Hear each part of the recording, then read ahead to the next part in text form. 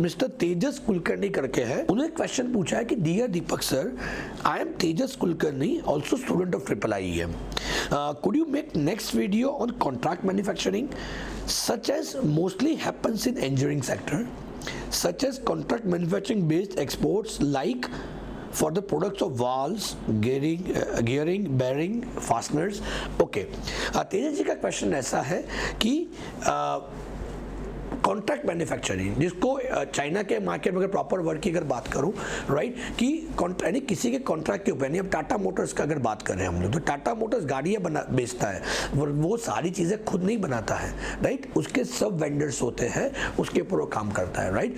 So it is more important, it is a fix business. आपको पता है जितनी भी गाड़ियाँ बिकने वाली है टाटा की या महिंद्रा की या किसी बड़ी बड़ी कंपनी की, उसमें ये प्रोडक्ट लगनी है, तो उसको कहते हैं कॉन्ट्रैक्ट, उनके लिए ही बनाया जाने वाला प्रोडक्ट, राइट. उनकी स्पेसिफिक डिज़ाइन, उनके लिए ही प्रोडक्शन होना है. यहाँ पे अगर टाटा या कोई बड़ी बड़ी कंपनी की बात करते हैं, कार कंपनी की बात करते हैं, कार मैन्युफैक्चरर्स की बात करते हैं, उनके सब वेंडर्स होते हैं जो उनके लिए ही मैन्युफैक्चरिंग करते हैं, राइट.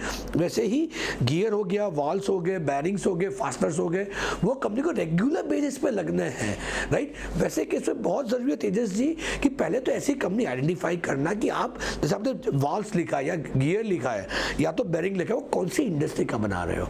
आपके पास अगर पर्टिकुलर इंडस्ट्री है तो पहले डिटरमाइन करो, और उस इंडस्ट्री में सबसे ज़्यादा प्रोडक्शन कौन सी कंट्री में होता है.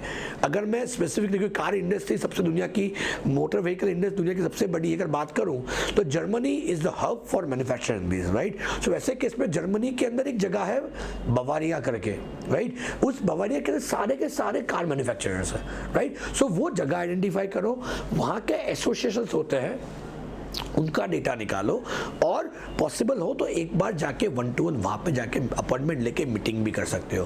क्योंकि जैसे हमने वॉक्सवैगन की अगर बात करते हैं, हमने अभी देखना चालू किया, वो तो 125 साल पुरानी कंपनी है. ऐसी बहुत सारी कार्स होती है, शायद हमें पता भी नहीं है.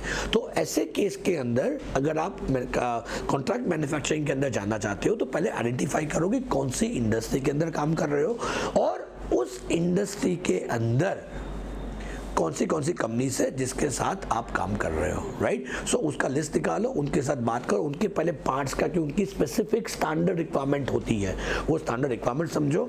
और ये जो कॉन्ट्रैक्ट होते हैं सालाना होते हैं, राइट. हो सकता है 18 महीने के हो सकता है 24 महीने के हो सकता है 3 साल के हो. बट उसके लिए आपको पहले बैकग्राउंड आपका रेडी करना पड़ेगा प्रॉपर, आप किस किस कंपनी के साथ काम कर रहे हो, प्रेजेंटेशन, क्योंकि ये लंबी प्रोसेस है, ये नॉर्मल प्रोसेस नहीं कि सैंपल भेजा पास हो गया. उसके अप्रूवल्स, उनके ट्रायल्स होते हैं, उसके बाद ही आप एक्सपोर्ट के इनपुट में उसके अंदर सक्सेसफुल बन सकते हो, राइट. सो मेरी आपसे गुजारिश है, आप पहले इंडस्ट्री आइडेंटिफाई करो, और उस जिस कंट्री में भी फोकस कर रहे हो उस कंट्री के कौन से बड़े बड़े मैन्युफैक्चरर को आइडेंटिफाई करो और उनसे कम्युनिकेट करो. आई एम श्योर तेजस जी आपको आपका आंसर मिला होगा. और कुछ भी आपको क्वेश्चंस है, आप जैसे आपने बताया आप हमारे पार्टिसिपेंट ही हो, तो हमारे पार्टिसिपेंट से गुजारिश है, प्लीज़ आप हेल्प डेस्क का या तो आई सपोर्ट का यूज़ कीजिए, वो आपके लिए ही बनाया है. आपको एक हफ्ते तक आंसर की वेट करने की ज़रूरत नहीं है, हमने आप लोगों के लिए ही ये हेल्प डेस्क बनाया है, उसका यूज़ कीजिए और सोने की चिड़िया के दिन वापस लाइए. So wish you all the best, जम के वोटिंग कीजिए. जय भारत, जय Hind. Thanks a lot. Thank you.